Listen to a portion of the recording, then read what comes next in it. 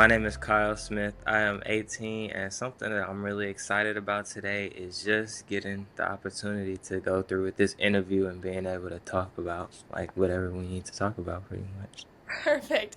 Okay, so tell me about a talent or a skill that you feel like you have that very little people, if anyone, knows about. But- Okay, so one talent that I know like a lot of people don't know about because I don't really brag about it or talk about it, but like I'm like really good at music. I've been doing yeah, like playing musical instruments. Like I've been playing instruments since I was in fourth grade, and like almost nobody knows about it because like I don't really talk about it. But yeah, I did band all the way up until my 10th grade year, and yeah, and it wasn't even a lot of people in our band class though Mhm. my freshman and sophomore year, so not a lot of people know like my background of it. And in college, I didn't like and also like even outside of my band class, I was also a part of a youth group where we played the bass drums too. Well, I played the bass drum and the snare drum. Mm, But like in my band class, I mainly did the clarinet, and like nice. almost nobody knows about it because I don't really talk about it. Cool. Are those three the only instruments that you know how to play, or are you well versed in a bunch? Those are like I know how to play the keyboard a little bit because my freshman and sophomore year we focused more on learning how to play the keyboard rather than like our own personal instruments. That's why nobody like really knows that I played the clarinet mainly. Yeah, very cool. Okay, so if this is kind of like the similar answer, you can keep talking about it. But my next question is, what do you feel like is an accomplishment or like an extracurricular activity or like personal project that you're really proud of working on? So something that I'm proud of working on is I'll go back to like my youth group that I was a part of because I have been doing that since like since like sixth, seventh grade. Wow. And I'm really proud of that because it was like not just like a normal youth group. We have been involved in a lot of stuff. Like every year we would go out of town for a different competition because it was like a drum line and they also have like a drill team and a Hmm. flag line. So we would go out of town and compete against other youth groups out of there. So I'm proud of that. And also it also helped me with like getting in my service and stuff because we were required to do at least like two service opportunities each year. So Nice. I would say doing that. Is that so you're in high school right now or in college? I'm in college. I'm a freshman in college now. Is that is like music something you want to go into professionally or is just like a hobby? It was like really just a hobby Okay, that I cool. like to do. What are you studying? Computer engineering. Nice. Okay. So my next question could kind of tie into that. Mm. Obviously you are in school for computer engineering. Yes. So what do you feel like in your own definition, what do you feel like education means?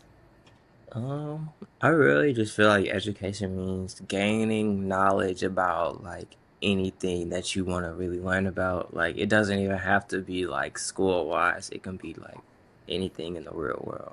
Yeah, perfect. Do you feel like there's like a skill or a topic that should be taught in schools that isn't? Um, I know like a lot of different schools teach like different things. So like I know something that like I never was really taught was like how to handle like real world finances. Like I did take a marketing class my at like for one semester in my senior year, but that's like really it. So that's Yeah. like all like the financial learning that I really did. So I feel like I should have been like taught more a little bit of that. But Yeah. I know some schools teach it and some schools don't, and I know my school didn't teach it. So, Yeah. It's it's important to have like a cohesive curriculum for all schools. But I understand like, some schools don't get a lot of funding and things like that. But that's a very mm. good answer. Um, okay, who do you feel like is someone that's really impacted your life and tell me why? I would really say my mom and my uncle because My mom, she has always been there for me, and like growing up, it was really just really like the two of us. So she was always like just seeing her work hard and just do her thing and making it through life just really motivated me to be a better person myself. And I would say my uncle as well because like again, I grew up around my uncle a lot and just watching him go from like different type of careers and just following his passions when whatever he wanted to do, that like really motivated me to like figure out what I wanted to do and stick to it and Yeah, just try my hardest to succeed in that. perfect. Um, do you want to talk about like any challenges that you've had to work through and how do you feel like it shaped you to who I'm speaking to today? hmm so I know like this challenge, it wasn't like really a challenge for me. It could have been a challenge for anybody, but I know COVID, like especially for my class, because my class was the year that like going into my freshman year, that's the year that COVID had really closed down all the schools. So like my whole first year and like half of my sophomore year, we was pretty much all virtual. Hmm. So that was like a big, and I didn't get to have my eighth grade graduation too. So that was like a bummer. And I just know that took a lot of adjusting to, especially not being in like the high school setting that whole time.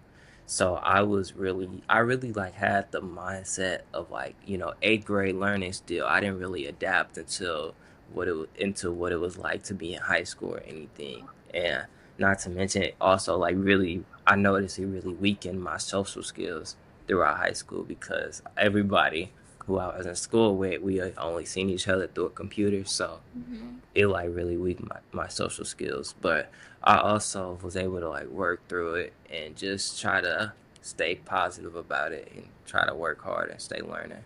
Yeah. How do you feel like you kind of got over that? Just by just like trying to talk to more people throughout it and just knowing like we're all in the same situation. So if we talk and work together, we can all get through it. Yeah, perfect. Okay, my kind of last question is if you were to give a piece of advice to someone in any situation on how to make a more positive impact on either their selves, their community, what would you tell them? Uh, I would really just tell them to stay true to themselves and just try to, hmm, just try to stay true to themselves and work hard and just try to be as helpful as you can because everything that you do always has a way of coming full round circle around itself. So it'll all pay off in the end. Even just the like the no just fit the feeling that you just help somebody out or that you're doing good for yourself. Yeah. Perfect. Okay, so that was my last kind of like actual question. Now I want to give you the room to talk about whatever you want if you have more to say or if you want to talk about something that you already mentioned and want to go into it further. Mhm. But like no pressure if you don't want to.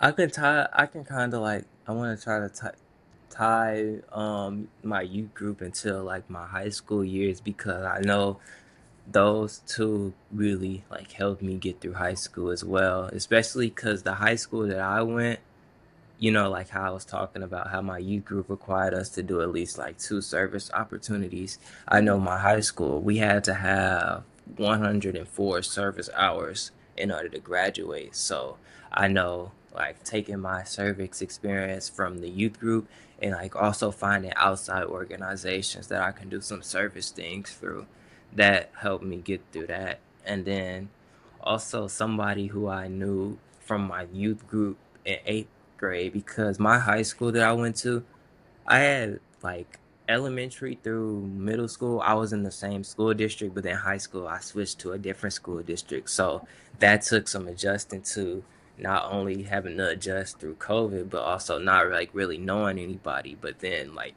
on like one day, I had seen somebody who was a part of my youth group that had also went to the same high school as me and in the same class. So I that helped me connect with them, and then I was able to connect with more people through that connection. So that had really helped me. Yeah. No, that's so nice because obviously, the initial challenge of COVID, and you mentioning now that you kind of switched to a different district, that seems really, really Yeah. hard, but I'm glad that you kind of got over it and that you met, kind of someone that could be your support system through all that. Are you still close with them? I still talk to him, and I still talk to actually one of my friends from eighth grade, even though we didn't go to the same high school. Yeah, I still talk to them today. Yeah. Do you go to college in your hometown or do you I go to Mizzou, so it's like I live in St. Louis, so it's like a little bit about an hour, 2 hours away, Oh, so it's okay. not too far. Okay, cool. Um, do you have anything else you want to share? Oh yeah, I can like get further into my transition into high school because like halfway through my freshman year, I had also moved from Florissant out to O'Fallon. So like not o- so and that's like a 30-minute drive difference Oh, okay. between Florissant and O'Fallon. So that was a real transition, especially since the school I went to was in St. Louis. So that just made it like even a farther gap in between the two. And I know my mom, she had asked me, do I want to stay here or do I want to move out to the school district that's out here? But I was like, I think I want to stick it out because I can like really see myself enjoying the school that I was already at, which Yeah. I did. So I was happy that I decided to stay there. Yeah, that's good. Um, did you do you feel like you kind of um, like your experience in high school, do you feel like that was a really good foundation for college? Yeah, yes, it was. Especially making the connections that I did and the different extracurricular opportunities that I was involved in really prepared me for college. Yeah, amazing. Are you in something similar to your youth group in college, or did you kind of have to leave that behind?